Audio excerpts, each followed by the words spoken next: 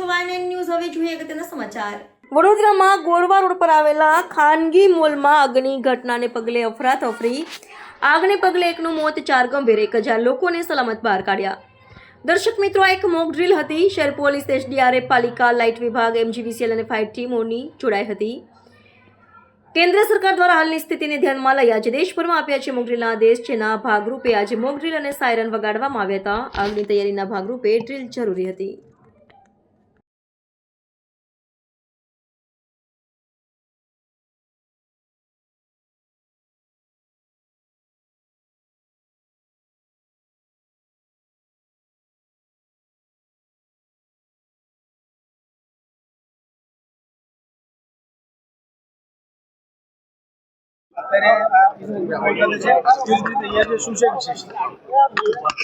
આજે civil defence પ્રિપેરેડનેસના ભાગરૂપે સમગ્ર દેશમાં મોક ડ્રીલનું આયોજન કર્યું છે.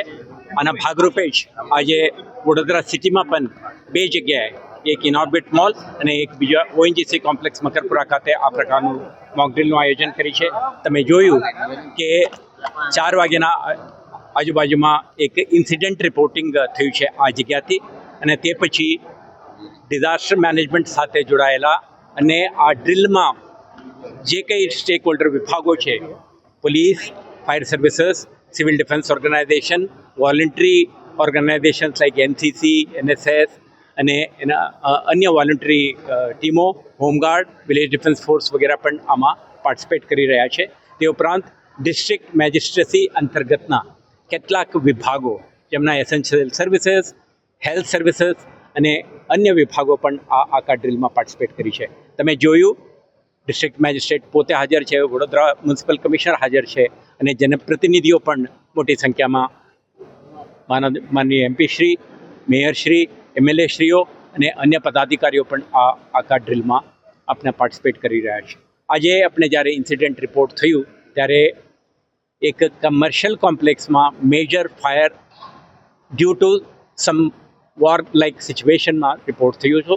અને આ ભાગરૂપે આપણા કમાન્ડન્ટ કંટ્રોલ સેન્ટરથી સંબંધિત વિભાગોને માહિતી મળતા જ તમામ એજન્સીઓ એક્ટિવેટ થયા, સંકલનથી ઓપરેશન કરી અને જે મૃત્યુ પામેલા રિપોર્ટેડ 2 ડેથ અને 4 ઈજા પામનારોને પણ આપણા સેફટી અને એમના ફર્ધર એક્ટિવિટી માટે આપણે અહીંયાથી જગ્યા ખાલી કરી. તમામ શોપિંગ કોમ્પ્લેક્સને ઇવેક્યુએટ કરવામાં આવ્યું અને જે કંઈ કસ્ટમરો, ક્લાયન્ટ્સ અને સિટીઝન્સ અંદરની ભાગ્યા હતા દરેકને સેફટીમાં લેવામાં આવ્યું.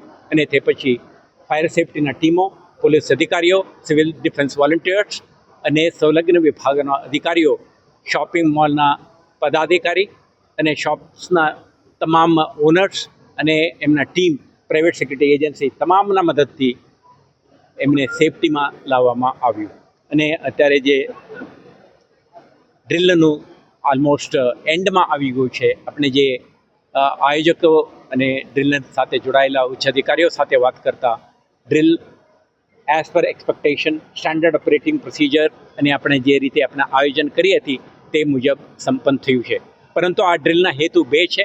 નંબર 1, આપણા એજન્સીઓ including police, fire safety, civil defence અને અન્ય વિભાગોના પ્રિપેરેડનેસનું લેવલ શું છે, સંકલન કેટલા સરસ રીતે થઈ શકે છે અને એવા એક વિકટ પરિસ્થિતિમાં આપણે કેવી રીતે રિસ્પોન્ડ કરીશું અને નાગરિકોને સુરક્ષા પૂરી પાડીશું, આ એક ઓબ્જેક્ટિવ છે. બીજું, નાગરિકો કેટલા આવા બનાવોના વખતે કેટલા સારી રીતે એજન્સીઓ સાથે સંકલન કરી શકે અને પાર્ટિસિપેટ કરી શકે, પોતાના સુરક્ષાને ખ્યાલ રાખી શકે, તે અંગેનું પણ એક આ એક્સરસાઇઝ હતું. તો આપણે જોયું, વડોદરાના નાગરિકો પોતાના સૂઝબુદ્ધિ, એલર્ટનેસ, વિજિલન્સ અને એક જવાબદાર નાગરિક તરીકે પોતાના ભૂમિકા અદા કરી છે. લાર્જલી આપણે રિસ્પોન્સિબલ નાગરિકો તરીકે વોકઆઉટ કરી છે, એજન્સીઓને ઓપરેશન કરવા માટે તક આપી છે, સહકાર આપી છે અને પોતાના જાતને સુરક્ષિત રાખવા સાથે સાથે સાથી નાગરિકોને પણ મદદરૂપ થયા છે. પોલીસ વિભાગ Subscribe now and press the bell icon. Never miss an update.